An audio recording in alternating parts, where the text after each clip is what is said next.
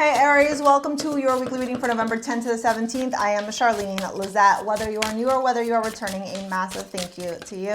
Either way, I hope you like, subscribe, and become a part of our collective. All right, let's see what's going on for you guys, Aries. We got the Eight of Pentacles, the Page of Pentacles, the Six of Wands, the Three of Swords, the Wheel of Fortune. Oh, Nine of Pentacles. Okay, Five of Swords. All right, wow. Okay, here's what I'm going to tell you right off the bat. Your financial situation is going to be improving significantly this week, okay? There's a lot of blessings being bestowed upon you with respect to the hard work that you have been initiating, the hard work that you have been putting in to your career, to your finances. That's too many cards. To your overall financial well-being, okay? Be very, very proud of yourself, okay? For the determination, the focus, the diligency, you know, the sacrifice, the discipline, the routine, the structure, all of that stuff that's required for you to just experience financial success. Yes, the 10th house here, Saturn showing up. This is your midheaven. I achieved. Like I'm telling you right now. This is going to be a really, really stable, secure week for you. You're going to be feeling really, really good about yourself financially. Now, with, you know, our man Biggie used to say it, more money, more problems, right? And so, having said that, I am seeing, you know, a little bit of a little something, something here showing up. But truthfully, the truth of the matter, I do believe indubitably, is that Source is basically shifting timelines for you. Whatever you're doing, you're quantum leaping into new timelines. You may have been a part of my Quantum Wealth Activation webinar. It was a free webinar I hosted. If you want to still get access to that, sign up to my mailing list, okay? I teach you literally how to quantum leap and attract cash flow with ease in that workshop. The Death card, when I look at it and I look at your spread, is kind of reminiscent of when somebody is going through massive change in their life and all of a sudden people, places, things that are not in alignment are just being washed away. It is Scorpio season. You and Scorpio are both ruled by Mars traditionally. So when I look at this energy and I see what's going on, I really start to feel the transformation happening, right? Like that initiation happening, that shift happening. I'm learning that endings are merely beginnings. And I think a lot of these shifts are happening with respect to the success that you're having in your career and your finances. Now, if you turn around and say to me, well, sure, nothing happened to me this week with my career, my finances, okay, blah, blah, blah, all that stupid stuff you guys write in the comments. Not all of you guys, but some people, right? You know, they're really like haters. My question to you would be, what needs to change then? Right? Like what truly needs to transpire? What needs to change in order for you to see the results that you desire? Because when the midheaven is lit up, when you have Eight of Pentacles and you have Page of Pentacles, you've got work ethic, you've got elbow grease, you've got energy, you've got drive, you've got passion, you've got fire, right? And it says baby steps, like action, follow your intuition before it makes sense. So just naturally, based off of this whole spread, there's this really potent energy reflected back onto you about what's possible when you step into this Aries energy, when you step into this energy of going and making things happen, when you step into this energy of just believing in yourself, of having that courage, having that vitality, having that drive, staying focused.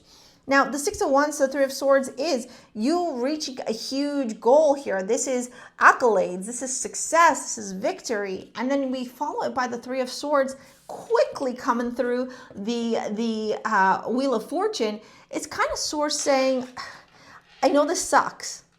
You got a win and then a loss. But the loss, is it really a loss if this person wasn't going to be the right one for you? Is it truly a loss if this person wasn't going to be or fit into your life? Like, is that truly a loss? Right? Is that truly a loss? Because I don't think it is. I think, truthfully, Source is just wiping the slate clean. Because then we got the Nine of Pentacles, so more success being bestowed upon you with the Five of Swords. So it's like somebody here is envious. Somebody here is jealous. Somebody here almost like doesn't want to see you succeed. Doesn't want you to be in this place of financial stability, financial security. They don't want to see you in your winning era. Pardonnez-moi. There should be no one in your circle, not your lover, not your partner, not your parent, not your friends, nobody in your circle that should not want to see you succeed. Not one. And let me tell you something, okay? Because your girl's got a couple of years on you, chances are. All right? If there is somebody in your circle who doesn't want to see you succeed, you need to be so damn with your boundaries and say bye. Bye later. and remove them from your life, because no, we don't have time for that. Ain't nobody got time for that. All right, let's dive into your love reading. If you want to join my mailing list, get access to that free webinar I was telling you about, or book a session with me, work with me in any capacity, it's all down in the description box below.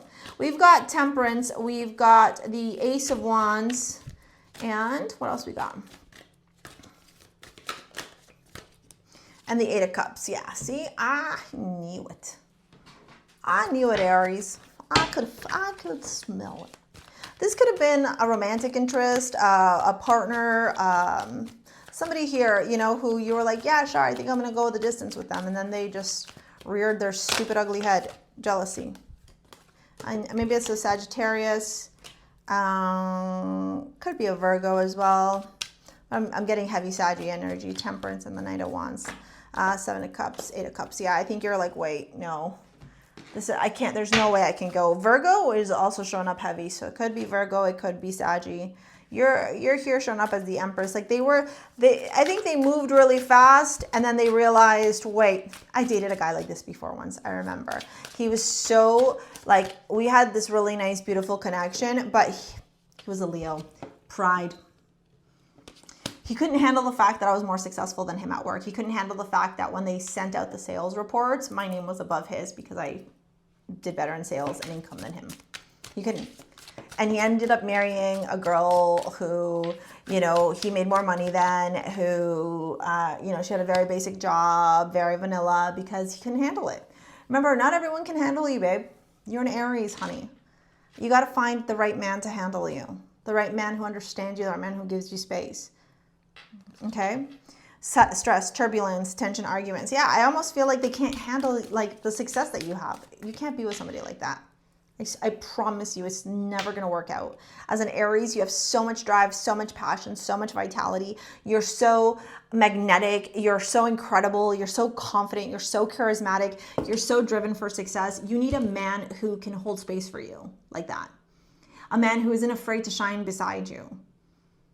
Because you also cannot have a man in your shadows. Like, a man in your shadows will also not work out. Think Rihanna and what's her baby daddy, right? He shines. He lets her shine too. He doesn't cast her in the shadow. He doesn't feel embarrassment or shame for her success. You got to think about that. Despite whatever personal stuff, I just want you to think about that kind of analogy, right? A man who gives you space to shine while he also shines himself. You need a baller. I don't know, big boy, right? It's golfing season. Seven of Cups, Eight of Cups, apology, forgiveness, return, sorry. Yeah, like, I don't think you should take this person back, but who am I to tell you what to do? You're going to do it anyways. What I'm seeing here is just a clashing conflict. It's clashing energy, babe. You have to think about your future, my love. Think about your future, because I promise you, picking the wrong guy or girl to marry is one of the worst decisions you can ever make in your entire freaking life. All right, if you want to book a session, you want to work together with me in any capacity, it's down in the description box below. If you're ready to manifest your soulmate, call him the love of your life, I made a video just for that, okay? And there's a little surprise in there as well, all right? So yeah, go watch it, okay? And go manifest the love of your life, the right one who deserves you. Thank you so much for your likes, your comments, your shares, and subscribes. We'll see you later, alligators. Peace out. Bye.